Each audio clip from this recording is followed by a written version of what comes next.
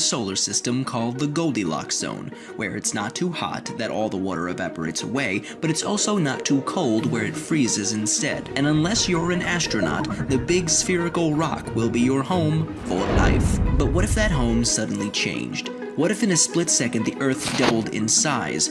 Let's assume that the density remains constant, so the mass of the Earth increased as well. How would that change things? Well, first off, gravity would be very different. The Earth would have 8 times as much mass, and gravity would be twice as strong. So if you stepped on a scale, you'd suddenly weigh twice as much as before. It would be much harder for you to walk, and you'd get tired much more easily. After all, you'd feel like you were giving another version of yourself a piggyback ride, all day, every day, which would look very funny. Over the years, human bones, especially in the legs, would have to become stronger to support this increased weight. Meanwhile, trees would start to collapse, and any new trees that grow in their place might not grow as tall. See, there's a limit for how tall a tree can grow, usually around 400 feet or so. This limit is determined by gravity. Since the taller the tree is, the more energy is required to transport water from the roots to the top. If the amount of energy the tree gains from photosynthesis is more than the energy it takes to transport the water, it'll keep growing. Otherwise, it'll stop. So, if the Earth suddenly got twice as big, trees like the California redwood may not be as impressive. Luckily, even though the gravitational pull of the Earth will be stronger, it still won't be enough to break the moon apart. See, in order for that to happen, the moon would have to be within the Earth's Roche limit.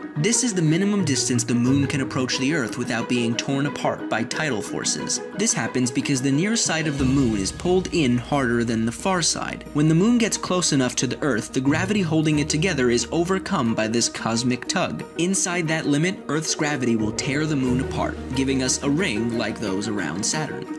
Oh, and the more Earth there is, the more it will heat up. See, if there are more unstable elements in the crust and interior, more heat will reach the surface and there may be much more volcanic activity. And I don't know about you, but I'd rather not live in a world where there's a constant threat of an exploding volcano. Oh wait, are we already living in that? I'm looking at you, Yellowstone. Anyway, if you could live anywhere in the universe, no limitations, where would it be and why? If I could, I'd totally live in Jupiter's Great Red Spot. It'd be pretty dangerous, but I'm an animation. I can totally handle it. Make sure you come back every Monday for a brand new video.